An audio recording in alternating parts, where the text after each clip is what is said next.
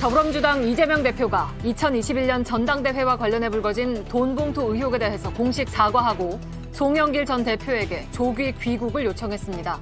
하지만 송 전 대표는 이 대표에게 직접 당장 귀국할 뜻이 없다며 검찰 수사를 비판한 걸로 파악됐습니다. JTBC 취재진이 확보한 녹취 파일에 따르면 당시 전당대회를 앞두고 마련된 돈봉투는 모두 20개로 윤관석 의원을 통해 국회에서 현역 의원들에게 전달됐습니다. 돈봉투를 마련했던 송영길 캠프 인사들은 불법이라는 걸 알면서도 이를 은밀하게 진행한 정황도 포착됐습니다. 엄청 조심해, 윤관석은. 조심해도 뭐 너무 조심해. 너무 조심해. 에이, 뭐 그런 걸 갖고 뭘 해. 전세 사기를 당한 피해자가 스스로 목숨을 끊는 일이 또 벌어졌습니다. 같은 사기범에게 당한 뒤 숨진 피해자가 3명째인데 정부 대책에도 사각지대가 있다는 지적이 나옵니다. 물에서 얻는 무한한 자원, 수소. 지속 가능한 미래로 현대 수소 전기차 넥소. JTBC 뉴스룸을 시작합니다. 오늘 더불어민주당 이재명 대표가 2021년 전당대회 당시에 돈봉투 의혹에 대해 공식 사과했습니다. 이 대표는 의혹의 중심에 있는 송영길 전 대표에게도 조기 귀국을 요청했다고 밝혔습니다. 특히 JTBC가 취재해보니 지난 주말 이 대표가 직접 송 전 대표와 30분간 통화하며 조기 귀국을 요청했지만 송 전 대표는 검찰 수사는 정치 수사라며 거절한 것으로 파악됐습니다. 첫 소식 이희정 기자입니다. 민주당 이재명 대표가 전당대회 돈봉투 의혹에 대해 결국 고개를 숙였습니다. 국민 여러분께 심려를 끼쳐드린 점에 대해서 당 대표로서 깊이 사과드립니다. 또 정확한 사실 규명을 위해 송영길 전 대표에게 조기 귀국을 요청했다고도 밝혔습니다. 하지만 송 전 대표는 검찰 수사로 밝혀진 게 없는 만큼 당장 귀국해야 할 이유가 없다며 사실상 당의 조기 귀국 요청을 거절한 것으로 JTBC 취재 결과 확인됐습니다. 지난 주말 이 대표가 송 전 대표에게 전화해 30여 분간 통화하며 조기 귀국을 언급했는데 책임질 일은 책임지겠다면서도 지금의 검찰 수사는 정치 수사라며 거절 의사를 밝혔다는 겁니다. 이 대표는 오늘 대국민 사과를 하면서 사안이 심각하다고 언급했습니다.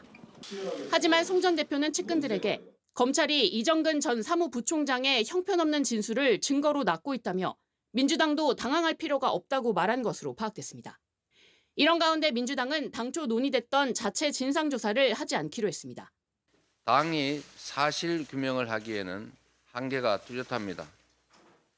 그래서 수사기관에 정치적 고려가 배제된 신속하고 공정한 수사를 요청합니다. 국민의힘은 국회 차원의 긴급 현안 질의를 요구하며 공세를 이어갔습니다. JTBC 이희정입니다. 송영길 전 대표는 정치 수사다, 당장 귀국할 일이 아니라고 했지만 저희가 확보한 녹취 파일에 수많은 목소리들은 돈봉투가 있었다고 얘기합니다. 당시 전당대회를 앞두고 뿌려진 돈봉투는 모두 20개. 녹취 파일엔 일부 돈봉투를 받은 것으로 보이는 의원들의 실명도 나옵니다.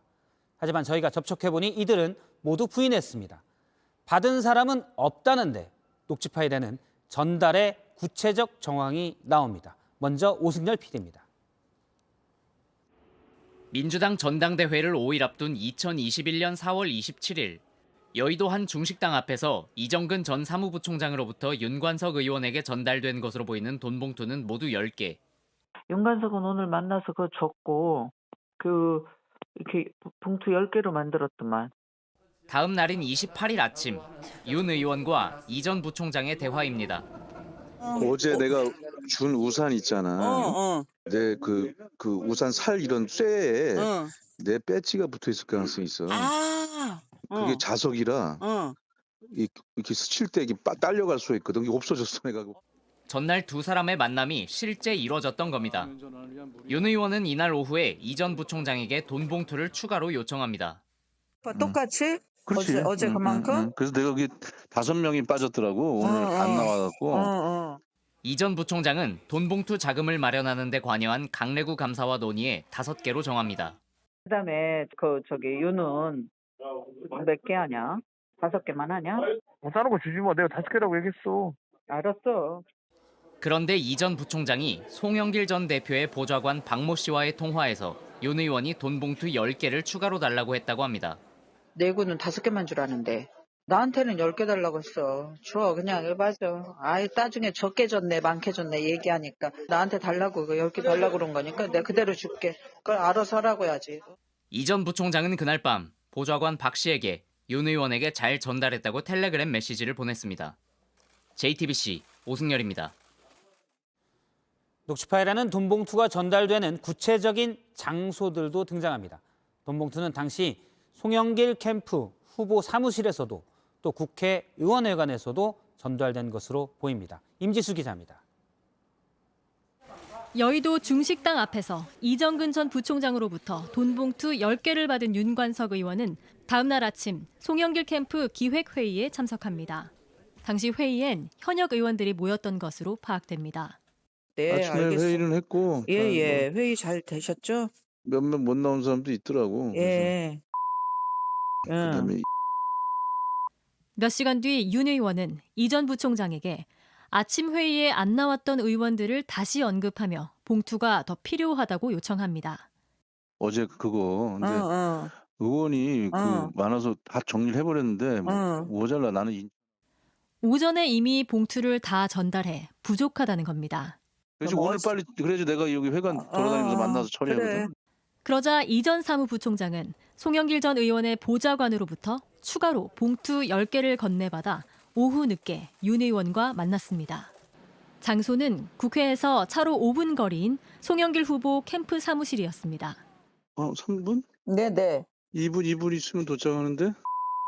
505호. 잠깐 올라요? 올라오셔요. 윤 의원이 통화에서 언급한 현역 의원 일부는 송영길 전 의원이 참석했던 아침 회의에 다른 의원들과 함께 참석한 적은 있다면서도 돈을 받은 적은 전혀 없다고 해명했습니다. JTBC 임지수입니다. 돈 봉투는 은밀하게 전달됐습니다. 돈 봉투가 아닌 척했고 누가 따라와서 신경 쓰는 부분도 나옵니다. 너무 조심한다고 타박하는 모습도 나오는데 공통점은 이들 모두 돈 봉투가 불법이라는 것을 알고 있었다는 점입니다. 계속해서 이호진 기자입니다. 이정근 전 부총장이 윤관석 의원에게 최초 10개의 돈 봉투를 건넨 직후 두 사람이 주고받은 텔레그램 메시지입니다.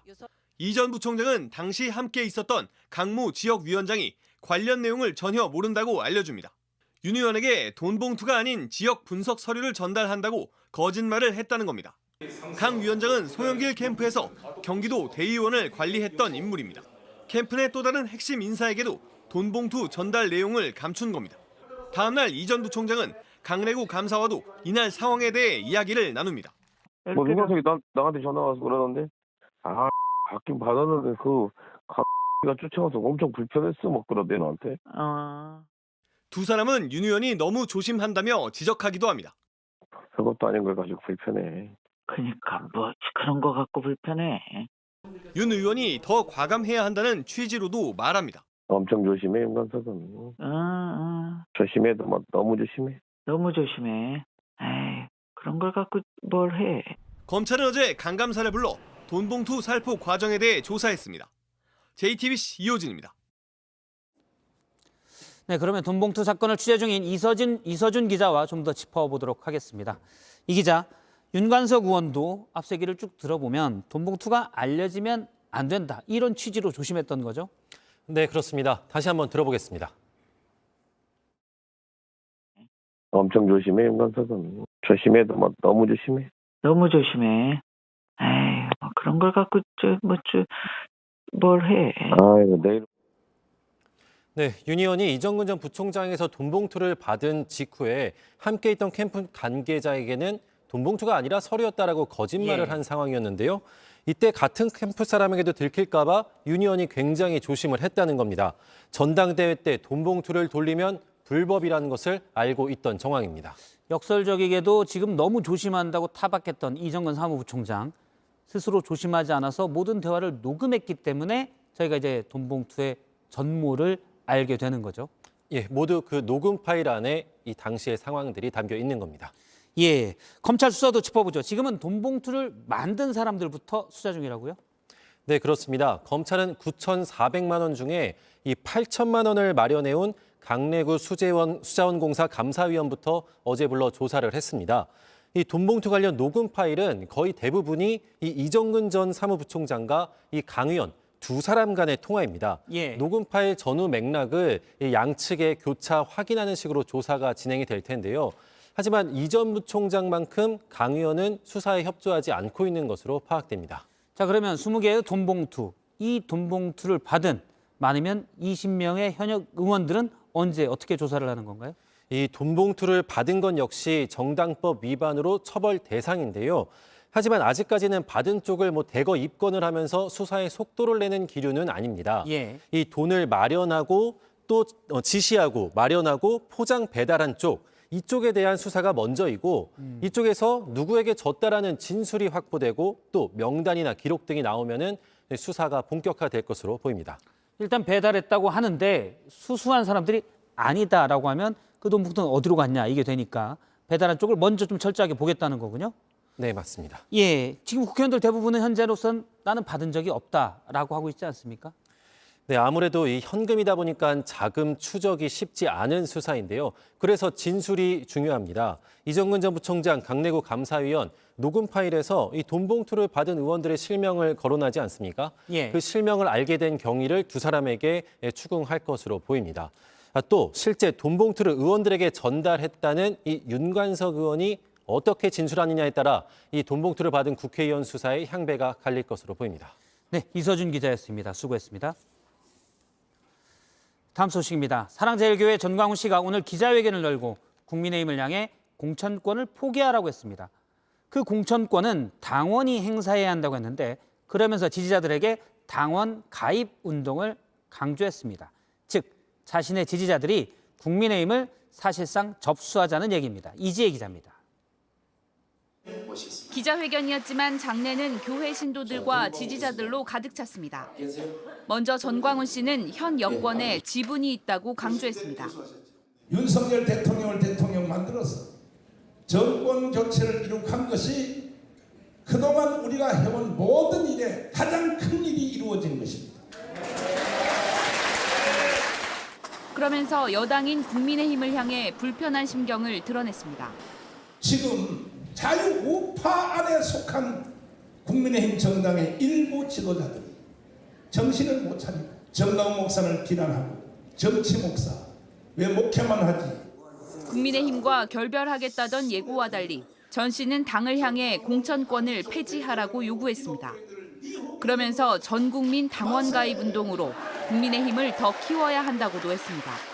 김기현 대표님 그리고 최고위원 선발할 때 했던 방식 그대로 한 달에 당비 1,000원씩 내는 이들에게 공천권을 돌려주시기를 바랍니다. 이걸 수용하면 제가 국민의힘 정당과 새로운 정당 창당을 잠시 보류하겠습니다. 결별이 아닌 사실상 당무에 관여하겠다는 주장을 한 겁니다.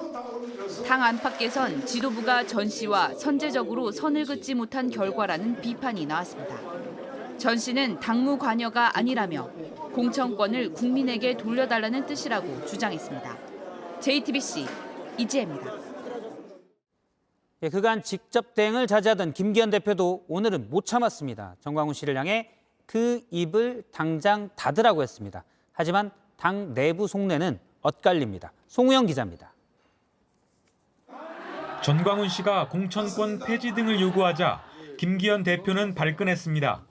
황당무계하기 짝이었습니다. 아니 도대체 지금 우리 당을 뭘로 알고 지금 그렇게 얘기하는지 모르겠는데 그 입을 당장 좀 닫아주셨으면 좋겠습니다. 실제 당내에선 전 씨의 영향력이 과대평가됐다는 지적이 나옵니다.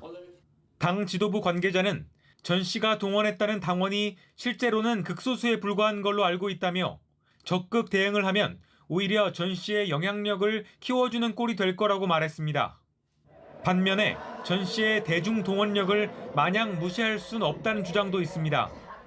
실제로 전 씨는 오늘 기자회견에서도 본인이 주도한 광화문 집회가 정권 교체를 이뤄냈다고 주장하기도 했습니다.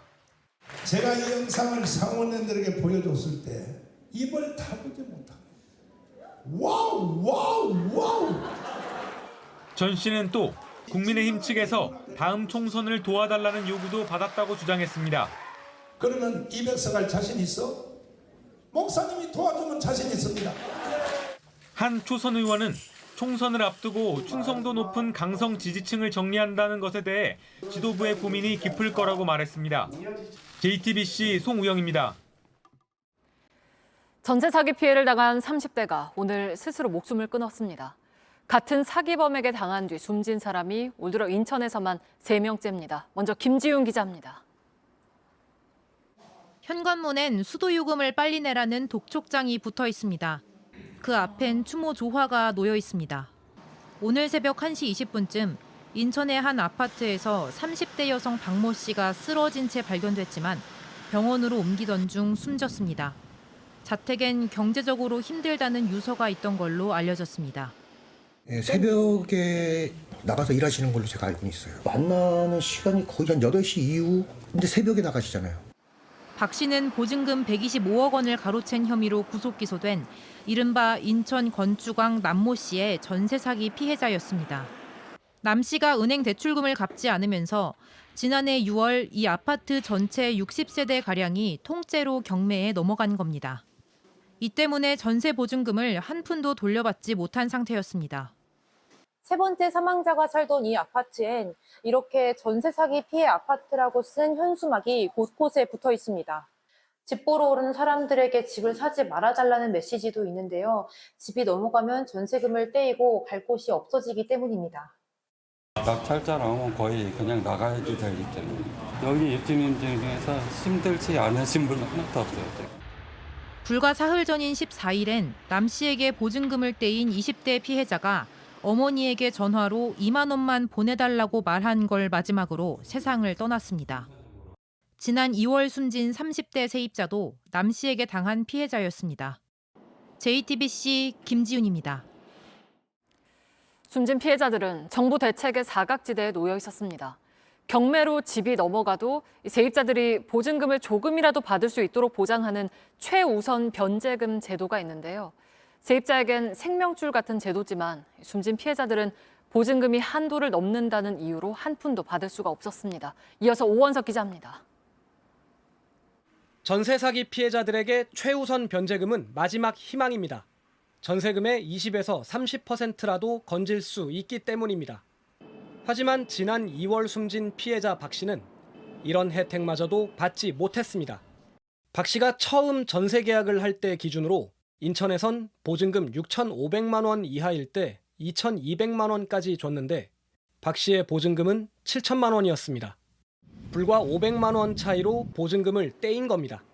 이후 국토교통부는 조금씩 조건을 완화했지만 몇 년 새 크게 뛴 전셋값을 제대로 반영하지 못했다는 비판이 큽니다. 오늘 숨진 또 다른 박모 씨의 보증금도 9천만 원으로 한도를 넘겼습니다. 딱 8천. 네, 8천 이하. 거기만 최소 변제금을 받을 수 있고요. 그 이상인 분들은 못 받아요. 저도 전세금 9천이라 저도 못 받습니다. 국토교통부는 그간 전세 사기 방지 앱을 비롯해 여러 차례 대책을 내놨습니다. 하지만 예방에 초점을 맞추면서 수천 명의 피해자 지원책엔 소극적이었던 게 아니냐는 지적이 나옵니다. 물가에 따라 상향이 필요하죠, 당연히. 문제는 2017년부터 한 2020년까지 미친 듯이 집값이 오르면서 약간 문제가 된 거거든요. 전세 사기 피해 대책위는 내일 인천 주안역 인근에서 희생자들을 기리는 추모식을 열고 정부에 후속 대책을 요구하기로 했습니다. JTBC 오원석입니다. 전국에 있는 4년제 대학과 대학원 가운데 절반가량이 올해 등록금을 올린 걸로 나타났습니다. 문제는 정부가 등록금 올리지 말라고 국가 장학금을 주는데 이게 충분하지 않다는 겁니다. 자세한 내용 조보경 기자입니다. 대학 새내기들에게 등록금은 큰 부담입니다. 엄마한테 좀 미안했어요. 너무 비싸가지고. 그러니까. 졸업을 앞두고 있어도 마찬가지입니다. 애들이 이제 학자금 대출 받아서 나중에 취업하고서 이제 갚는 걸로 아는데 총 8학기 하면 꽤 커지잖아요. 올해 4년제 대학 가운데 절반 가까이 등록금을 올린 걸로 조사됐습니다. 학부 등록금을 인상한 곳은 17곳, 나머지는 대학원이나 정원 외 외국인의 등록금을 올린 곳입니다. 대학들은 최근 3년 동안 소비자 물가 상승률에 최고 1.5배까지 등록금을 올릴 수 있습니다. 다만 정부는 그동안 국가장학금을 주는 대신 학부 등록금은 올리지 못하도록 했습니다.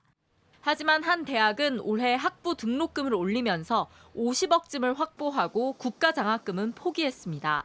20억 원 정도에 그쳤기 때문입니다. 지금 14년째 등록금 동결하고 있다지만 아직까지도 OECD 수준으로는 6위예요. 저렴하거나 중간 이하라고 할 수 없거든요. 이대로면 내년에는 학부 등록금까지 줄줄이 인상될 수밖에 없습니다.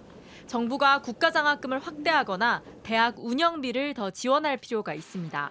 JTBC 조보경입니다. 대형 공공투자 사업에 대한 규제 완화 법안을 여야가 오늘 처리하려다가 미뤘습니다. 총선을 앞두고 선심성 예산 풀기에 나선 거 아니냐 하는 비판이 커지자 일단 물러선 걸로 보입니다. 그런데 이 와중에 예산을 방만하게 쓰다가 재정 위기를 겪은 유럽 나라의 사례를 참고하겠다면서 해외 출장을 가기로 했습니다. 최승기 기자입니다. 도로나 공항 건설 같은 대형 공공사업을 할 땐 사업성이나 타당성이 있는지 따져보는 예비 타당성 조사를 미리 거쳐야 합니다. 총 사업비가 500억 원 이상이면 조사 대상이 되는데 여야는 1,000억 원 이상으로 기준을 높여 규제를 완화해주는 법 개정안을 오늘 처리하려 했습니다. 하지만 총선을 앞두고 선심성 사업이 잇따를 거란 우려가 커지자 일정을 미뤘습니다. 앞서 여야는 이렇게 규제를 풀기로 하면서 재정 적자 규모를 법으로 정해서 관리하자는 재정준칙 법제화엔 합의하지 못해 논란을 키웠습니다. 민주당의 반대로 미루어졌던 재정준칙 법제화 논의도 즉시 재개되어야 할 것입니다. 재정준칙이 재정 건전화에 무슨 도깨비 방망이처럼 생각하는 것 같아요. 이런 가운데 국회 기재위 소속 의원 일부는 내일부터 27일까지 유럽 출장을 가기로 했습니다. 스페인 등 재정 위기를 겪은 국가를 방문해 경험을 공유하고 재정 준칙과 관련해 시사점을 찾겠다는 겁니다. 관련 논의가 이미 3년 전에 시작됐는데 뒤늦게 현지 시차를 가는 건 납득하기 어렵다는 비판이 나옵니다. JTBC 최승기입니다. 학교 급식실에서 일하는 노동자들이 각종 사고 위험에 시달리고 또 폐암에 걸리는 경우가 많다고 알려져 있죠. 이렇다 보니 급식실에서 일하겠다는 사람들이 늘 모자랍니다. 아예 지원자가 없기도 하고 또 금방 그만두는 경우도 많습니다. 성화성 기자가 취재했습니다. 뿌연 연기가 계속 나옵니다. 뜨거운 음식을 저을 땐 고무장갑이 전부입니다. 음식을 나르다 화상도 입었습니다. 무거운 도구를 들다 보니 손가락은 구부러졌습니다. 학교 급식실의 모습입니다. 최근엔 10명 중 3명이 폐 질환에 걸렸다는 조사 결과도 나왔습니다. 죽음의 일터라는 오명을 쓴 이유입니다. 그러다 보니 일하려는 사람이 없습니다. 대체직이 챙겨지지 않으니까 안 그래도 6명이 할 때도 엄청난 고노동이거든요. 근데 그 한 명의 몫을 5명이 나눠서 해야 되는 거기 때문에 엄청 힘들죠. 실제로 전국에서 채용 공고를 해도 10명 중 2명은 미달됐습니다. 강원도는 아예 지원자가 없었고 서울에선 168명이나 모자랐습니다. 게다가 일을 시작한 지 6개월도 안 돼 그만둔 노동자도 많으니 악순환은 반복됩니다. 아파도 못 쉬어요. 병가를 제대로 사용해 본 적이 없어요. 한 번도. 자욱해가지고 앞이 안 보일 때도 굉장히 많아요. 또 이번에 폐CT를 찍고 나니까 폐결절이라고. 급식실 노동자 1명이 맡는 급식 담당 인원을 줄이고 노동 환경도 바꿔야 합니다. JTBC 성화선입니다. 네, 지난 주말 일본 기시다 총리를 향한 폭탄 테러는 9달 전 아베 전 총리 테러와 여러 면에서 닮았습니다. 시간과 장소 또 사제 무기가 그렇습니다. 하지만 체포된 용의자는 여전히 입을 열지 않고 있습니다. 도쿄에서 김현애 특파원입니다. 일본에선 기시다 총리에 대한 폭발물 테러와 지난해 7월 발생한 아베 전 총리 사건이 유사하다는 목소리가 나오고 있습니다. 실제 두 사건은 모두 선거 유세장에서 발생했고 시간도 오전 11시 30분경으로 같습니다. 용의자가 무직으로 사제 총기나 사제 폭탄을 사용한 것도 비슷하다는 겁니다. 다만 아베 사건의 경우 용의자가 범행 동기를 바로 밝혔지만 이번에 체포된 용의자는 묵비권을 행사하고 있습니다. 일본 경찰은 오늘 오전 기무라 용의자를 와카야마 지방검찰로 송치했습니다. 아베 사건을 겪고도 여전히 경호 체계에 구멍이 뚫렸다는 지적도 커지고 있습니다. 하지만 일본 정부는 경호엔 문제가 없다는 입장을 밝혔습니다. 和歌山県警においても必要な体制を構築するなど必要な措置は講じられていたものと聞いています。 폭발물 테러를 피한 기시다 총리의 지지율은 급상승했습니다. TV 아사히 여론조사에서 지난달보다 10.2%포인트 오른 45.3%를 기록한 겁니다. 도쿄에서 JTBC 김현희입니다. 미국의 한국안보실 도청 관련 소식입니다. JTBC가 이번 문건을 만든 걸로 알려진 국가안보국, 즉 NSA의 전직 고위 관계자를 만났는데 해당 문건이 상당수가 진짜일 거라고 분석했습니다. 상당수 조작이라는 대통령실 입장과는 거리가 있습니다. 워싱턴에서 김필규 특파원입니다. 글렌 거스텔은 통신정보 수집에서 세계 최강이면서 도감청 논란마다 중심에 있던 미 국가안보국 NSA의 최고 법률 고문을 지냈습니다. 그는 유출된 정보의 상당수가 조작이라는 우리 정부의 입장과는 다른 견해를 내놨습니다. Probably the bulk of these documents are indeed legitimate and genuine and represent documents stolen from the United States government. 문서를 모두 본 건 아니지만 공신력 있는 매체들의 보도와 그간 드러난 정황으로 볼 때 오히려 대부분 진짜라고 본다는 겁니다. 미국이 10년 전 동맹 도청 논란으로 오바마 당시 대통령이 사과했던 때처럼 대응할 것 같진 않다고 했습니다.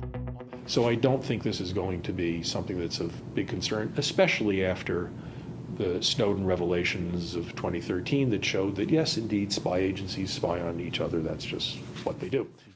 동맹들도 전략적 이해관계를 잘 알고 있어 상대적으로 조용히 반응하고 있다는 겁니다. 전직 NSA 관계자의 개인 의견이지만 이번 논란에 대한 미국의 시각을 엿볼 수 있는 대목입니다. 한편 유출된 문건이 총 330건에 이르는 것으로 알려진 가운데 미 국방부는 악성 코드 감염 등을 우려해 기밀 표시가 돼 있는 파일을 함부로 내려받지 말라는 지침을 내린 걸로 전해졌습니다. 워싱턴에서 JTBC 김필규입니다. 백현동 개발업 관련해서 검찰이 백현동 개발업자의 한 진술을 확보했습니다. 이 업자는 이재명 대표 측근인 김인섭 씨에게 백현동의 용도 변경이 더디다고 항의하자 김 씨가 이 업자에게 정진상 실장이 더 잘해주려고 하니 기다리라고 했다는 겁니다. 실제 용도 변경은 뒤에 더 잘 올라갔습니다. 박병현 기자입니다. 김인섭 씨를 구속한 검찰은 정진상 전 실장의 개입 여부로 수사를 확대하고 있습니다. 김 씨는 민주당 이재명 대표의 선거대책본부장 출신으로 성남시 백현동 부지의 용도 변경 등 청탁 대가로 77억 원을 받은 혐의를 받고 있습니다. 취재 결과 검찰은 개발업체 정모 대표로부터 김 씨가 정 전 실장을 직접 언급했다는 진술을 확보했습니다. 김 씨를 영입한 뒤에도 용도 변경이 반려돼 항의를 하자 김 씨가 정 실장이 더 잘해주려고 하니 기다리라고 말했다는 내용입니다. 석 달쯤 뒤인 2015년 4월 자연 녹지에서 준주거지역으로 용도가 변경돼 아파트를 지을 수 있게 됐는데 정 대표가 개발만이라도 할 수 있기를 바랬는데 4단계나 변경이 됐다는 취지의 진술도 한 것으로 알려졌습니다.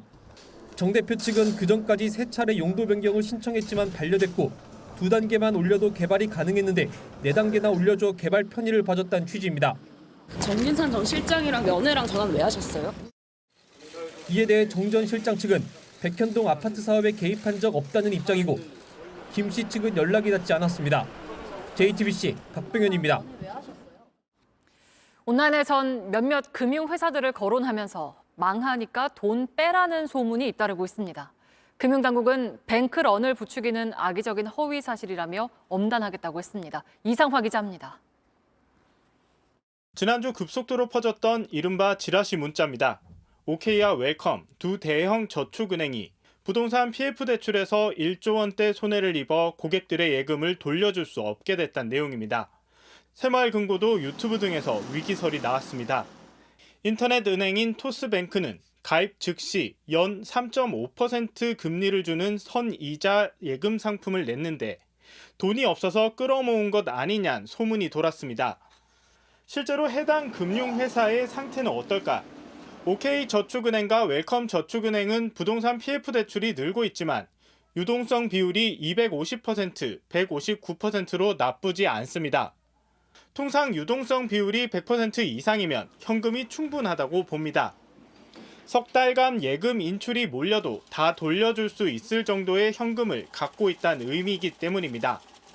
새마을금고는 건설과 부동산업에 시행한 대출 연체율이 2%대에서 9%대까지 올랐습니다. 다만 유동성 비율은 평균 112.8%입니다. 토스뱅크의 유동성 비율은 무려 800%가 넘습니다. 이처럼 현금이 충분한데도 소문이 퍼지는 건 미국 실리콘밸리 은행의 뱅크런 이후 공포가 커졌기 때문입니다. 금융당국은 이런 소문이 모두 허위라며 조사해서 일벌백계 하겠다고 밝혔습니다.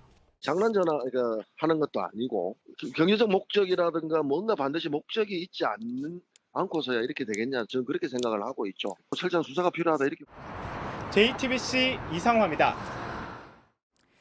금에 투자해서 돈 벌게 해주겠다고 속이는 이른바 금 리딩방이 기승입니다.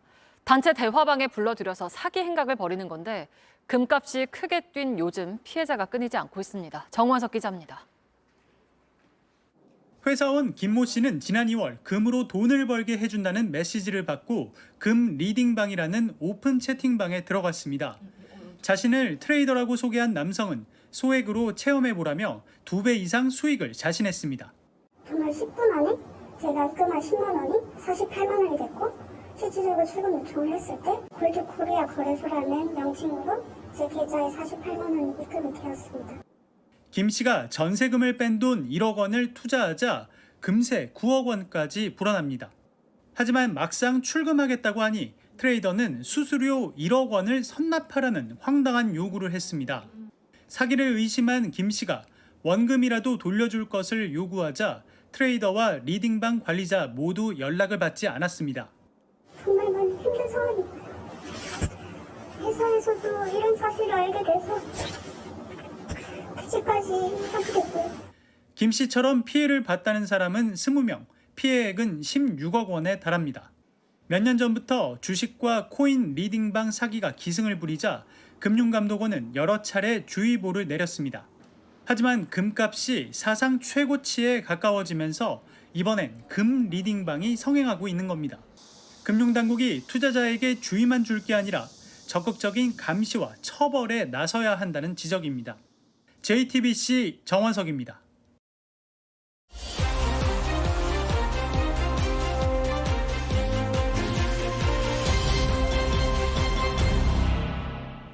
네, 오늘 밀착카메라는 환경을 담보로 벌어지는 검은 거래를 쫓아봤습니다. 폐기물 처리 현장 곳곳을 다니면서 업자들에게 돈 봉투를 요구하는 사람들 얘긴데요. 이상엽 기자가 직접 현장에 잠입해서 돈을 주고받는 순간을 포착했습니다. 경북 포항의 한 야적장입니다. 폐기물관리법 위반 의혹이 제기된 곳입니다. 제 뒤로 폐기물이 쌓인 모습도 실제로 보입니다. 그런데 최근 이곳 폐기물 처리 업체에 편지 한 통이 왔습니다.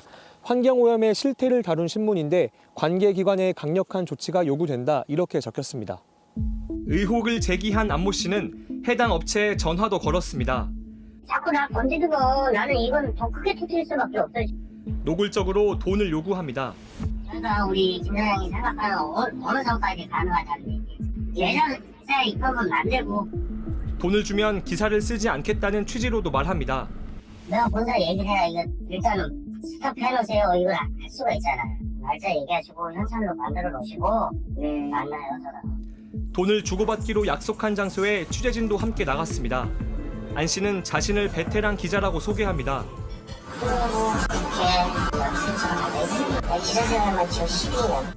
업체의 불법 정황을 알고 있다며 2개라는 단어를 꺼냅니다. 내가 이 비행 취재가 된 거예요. 자료가 7천 컷에서 4천 컷이에요. 2,000이요? 돈을 받고 세어본 뒤 이제 환경오염을 시키지 말라고 훈계합니다. 내년에도 진짜 맞겠지.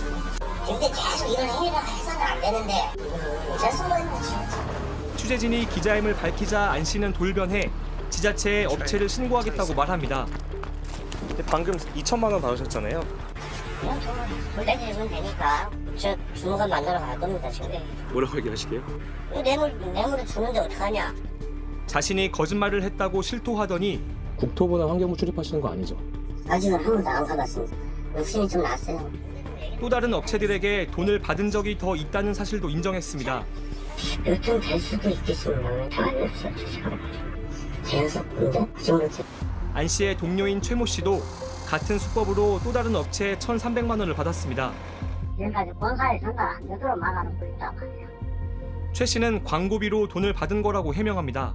기사 쓰셨어요, 안 쓰셨어요? 기사 안 썼습니다. 왜 안 쓰셨어요? 행정조치로 해가지고 하는 것보다 자기들이 그렇게 안 하겠다 그거. 이들이 본사라고 말하는 명함 주소로 가봤습니다.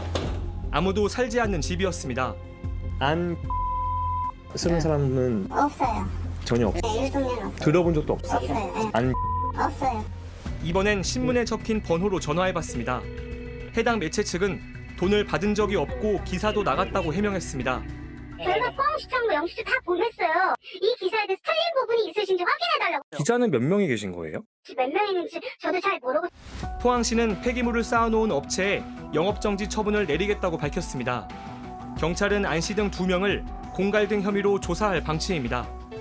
한 곳에 방치된 폐기물, 이를 담보로 주고받는 돈봉투, 암암리에 이루어지는 검은 거래 앞에서 환경을 멍들고 있습니다. 밀착 카메라 이상엽입니다.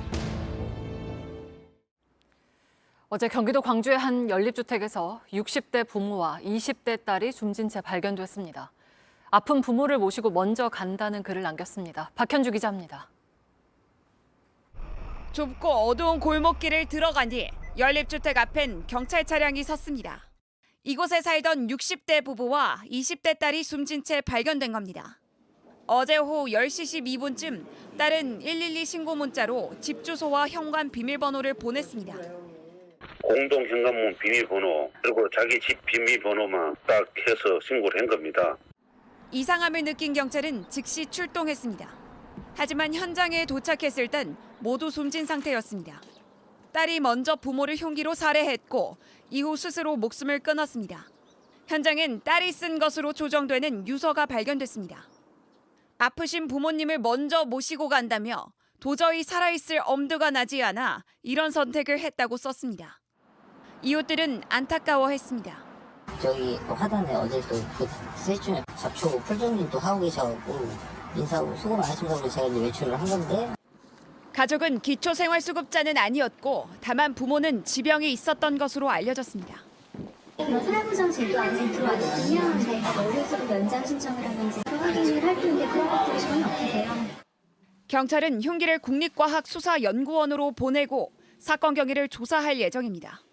JTBC 박현주입니다. 병원에서 골절 수술을 받다가 숨진 4살 송사랑 양의 사연 전해드린 바 있습니다. 간단한 수술이라고 했지만 호흡곤란이 왔고 깨어나지 못했습니다. 당시 병원은 최선을 다했다고 주장했는데 정말 그런지 저희가 CCTV 영상을 확인해봤습니다. 이승환 기자입니다. 애기 부딪히네, 조심해. 4살 차이 오빠와 노는 아이는 많이 웃었습니다. 엄마 아빠는 이런 아이들 보는 행복으로 살았습니다. 귀여워. 지난해 11월 사랑이는 장난치다 팔꿈치 일부가 부러졌습니다. 경기 김포 한 정형외과에서 12분 수술을 받았고 깨어나지 못했습니다. 심폐소생술 받으면서 나오는데 애가 이미 몸이 창백해진 거예요, 이미. 병원은 수술에 문제가 없다고 했습니다. 5달 만에 CCTV를 확보했습니다. 아빠가 안고 들어온 아이, 곧 전신 마취가 시작됩니다. 그런데 환자를 지켜봐야 하는 마취 의사, 수술이 시작되기도 전에 나갑니다. 그런 뒤 수술실을 오가는데 가장 오래 머문 시간이 20초 정도입니다. 수술 시간 통틀어 마취 의사가 환자를 지킨 시간은 2분이 채 되지 않습니다. 수술이 끝나고 마취에서 깨던 아이, 갑자기 호흡 곤란이 오고 온몸은 파래지기 시작합니다. 큰 병원으로 옮겼지만 결국 숨졌습니다. 성인과는 달리 갑자기 나빠지거나 이런 급변할 수가 있기 때문에 더더욱 옆에서 밀착 감시를 해야 됩니다. 마취 의사는 최선을 다했다고 항변했습니다. 되게 많이 하는 수술이잖아요. 그래서 저희는 항상 하던 대로 한 거였어요. 부모는 분노했습니다. 주의관찰 잘했음에도 불구하고 호흡이 이상해져서 이런 사건이 났다라고 했는데 CCTV를 본 결과는 그 결과가 아닌 거죠. 4살 사랑이는 봄에 피는 꽃을 좋아했습니다. 올해는 벚꽃을 못 보겠더라고요. 사랑이랑 같이 했던 게 떠올라서 다가오는 게 무섭더라고요. 이제 남은 엄마 아빠에겐 봄이 가장 아픈 계절이 됐습니다. JTBC 이승환입니다. 서울의 한 중학교에서 남학생이 같은 학년 여학생에게 흉기를 휘둘렀습니다.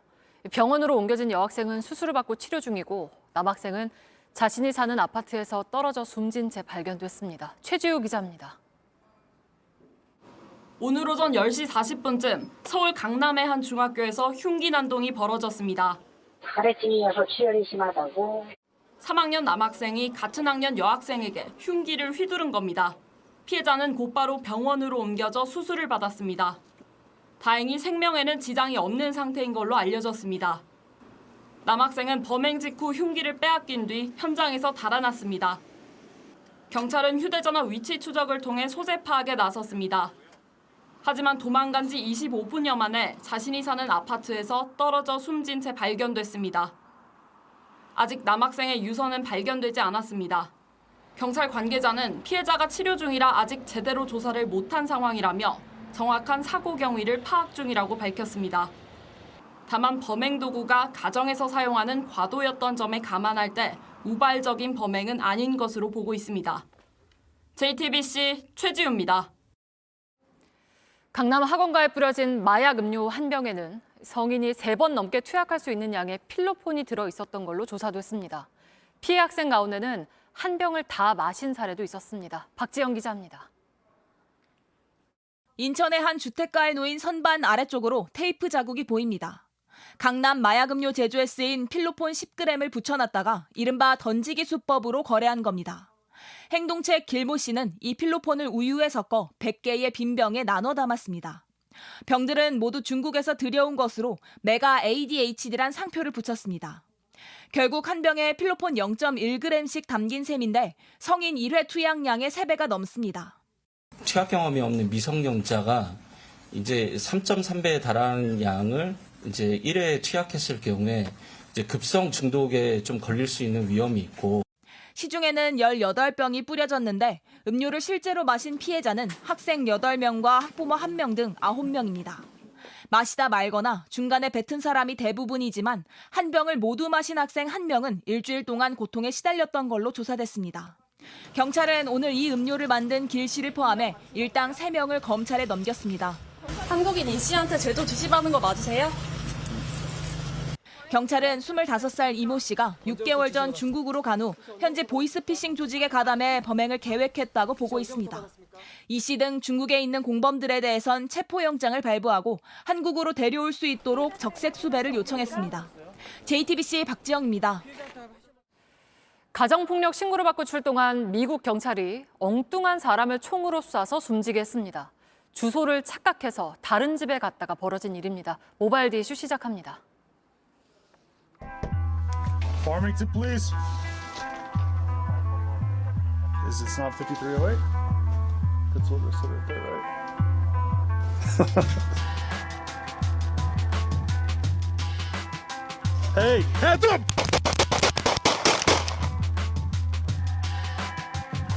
Shots fired, shots fired! Yeah, you good? You good? Back up, back up, back up. Check yourself, check yourself. I'm good.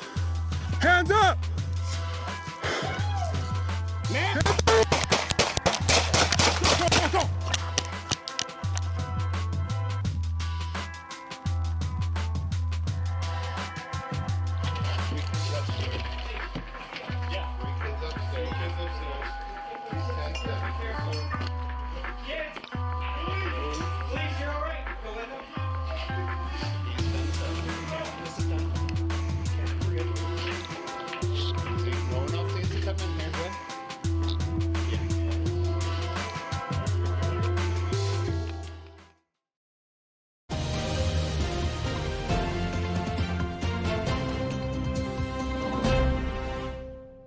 요즘 국민의힘의 가장 큰 관심은 바로 사랑제일교회의 전광훈 씨입니다. 최근 그는 설교에서 지지자들에게 알뜰폰 사업자를 하겠다며 10명씩 지지자들에게 가입시키려고 합니다. 1,000만 명이 이동하면 한 달에 2천억 원을 번다고도 했습니다. 그런데 눈에 띄는 건 바로 윤석열 대통령까지 언급한 부분입니다. 들어보겠습니다. 그래도 광화문에서 윤석열 대통령을 만드는 1인자 아닙니까? 야, 내가 저 대통령실한테 얘기해서 이거 사업체 돈 한 푼도 안 들고 허가해도록 내가 가서 요청을 할 거야. 그리고 내 말 거부 못 할 거야. 예, 전 씨가 법을 잘 아시는지는 모르겠지만 대선에 도와줬으니 통신사업권을 달라 부정청탁 혐의가 짙습니다. 만일 그럴 리 없겠지만 대통령이 그래 전광훈 씨가 지난 대선에 도와줬으니 통신사업권을 하나 주자라고 하면 직권남용은 물론이고 자칫 배임도 될 수 있습니다. 신의 영역에 있어서 사람의 율법은 그냥 무시하는 건가요? 문제는 사람의 영역인 정치가 전 씨에게 휘둘리고 있다는 점입니다. 87년 이후 대통령을 5번이나 배출한 국민의힘이 꽤 오랫동안 전 씨의 거친 입에 아무런 대꾸도 못하고 심지어 선을 긋자는 홍준표 대구시장을 상임고문해서 해촉하기도 했습니다. 오늘은 그나마 김기현 대표가 정말 오랜 시간이 걸려서 한마디 했습니다. 그 입을 당장 좀 닫아주셨으면 좋겠습니다. 맞습니다. 어이없습니다. 국민의힘이 귀를 기울이지 않으면 그는 입을 닫을 것입니다. 다시 보겠습니다.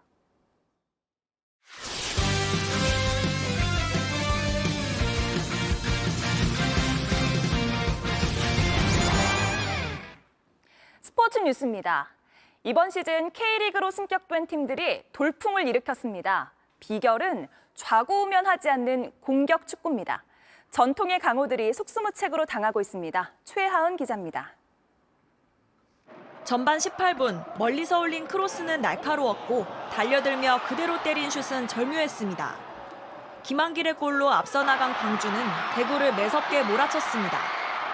연이어 3골을 내주며 동점을 허용했지만 막판 기회를 놓치지 않고 4대3 승리를 거머쥐었습니다.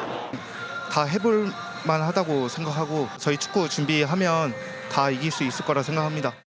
2부 강등 경험만 3번. 올 시즌 다시 승격한 광주는 강등 1순위란 평가도 받았는데 과감한 드리블을 앞세워 5위까지 올라섰습니다. 8년 만에 승격한 대전은 3위를 달리며 돌풍을 일으키고 있습니다. 지난 시즌 우승팀이자 6연승을 달리던 울산도 2대1로 꺾었는데 강한 전방 압박으로 득점 발판을 놓았고 한 점 차로 쫓겨도 끝까지 밀어붙였습니다. 계속 누르고 야 오늘 다 하고 또 일주일 후에 게임이야. 어디서 다 쏟아붓고 나오라고. 7경기 16골, 가장 많은 골을 넣은 대전은 상대가 누구든 맞서 싸우는 축구로 박수 불렀습니다. 반면 9위 전북과 꼴찌 수원 삼성은 색깔을 잃었다는 비판 속 부진의 늪에 빠졌습니다. 선수단 버스를 막고 항의하기도 했던 팬들은 분노가 담긴 걸개를 쏟아냈습니다. JTBC 최하은입니다. 첫 출전에서 은메달을 따낸 우리 대표팀이 밝은 표정으로 돌아왔습니다.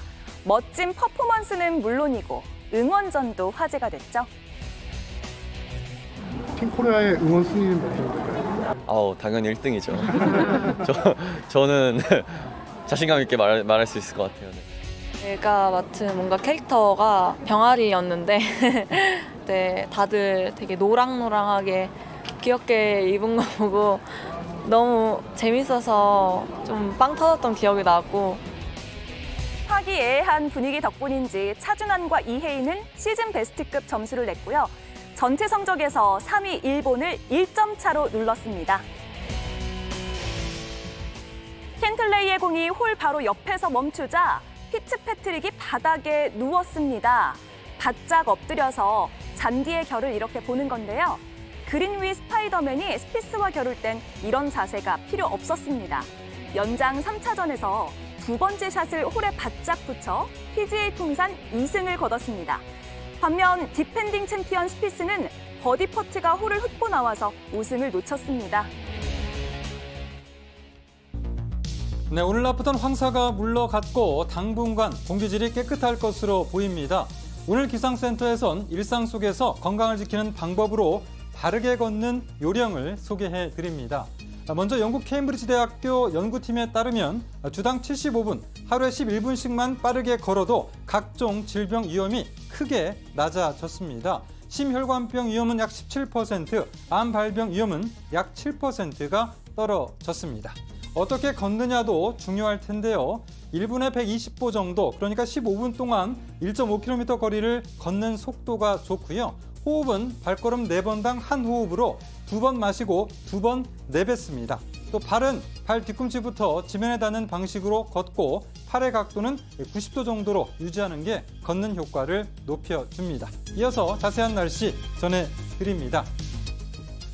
밤사이 경기 북부와 강원 북부에서 비가 시작돼서 내일 오전엔 전국에 비가 오다가 오후에 점차 그치겠습니다. 전국적으로 5에서 40mm가 내리는데 특히 충남과 전북에선 최고 60mm가 넘게 비가 오는 곳도 있겠습니다. 내일 비는 오후에 중부지방부터 점차 그치겠습니다. 또 곳에 따라 천둥, 번개가 치고 우박이 떨어지는 곳이 있겠고요. 서해안 지역에선 순간 풍속 시속 70km의 강한 바람이 부는 곳도 있겠습니다. 아침 기온은 서울 12도, 광주 15도 등으로 오늘보다 4도에서 8도가량 높겠습니다.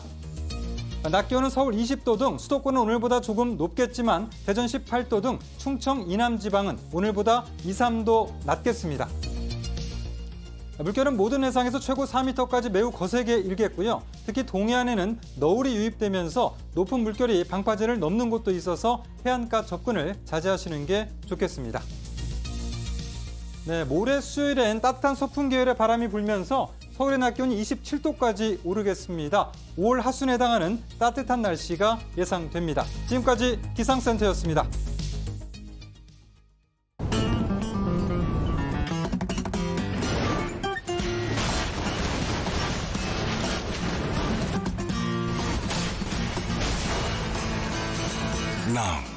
나이트크롬 4월 27일 출시. 대한민국 누구나 마음 놓고 방구하는 시대. 지금 다방에서 이러니 다들 다방할 수밖에. 전문 중개사들과 함께하는 전 국민의 필수템. 내일의 방구하기. 다방. 오늘은 드릴 말씀이 있습니다. 최근 저희 JTBC 소속 기자 2명이 해외 취재 중에 다른 언론사 기자들을 강제 추행한 혐의로 경찰의 수사를 받게 됐습니다. 먼저 피해 기자분과 시청자 여러분께 진심으로 사과드립니다. 저희는 수사와는 별도로 외부기관과 함께 철저한 진상조사도 벌일 예정입니다. 의혹 없이 조사하고 그 결과를 바탕으로 엄정하게 또 엄중하게 처리하겠습니다. 재발방지 대책도 세우겠습니다. 다시 한번 실망을 안겨드려 머리를 숙여 사과드립니다. 오늘 뉴스룸은 여기까지입니다. 뉴스룸 D가 이어집니다. 고맙습니다.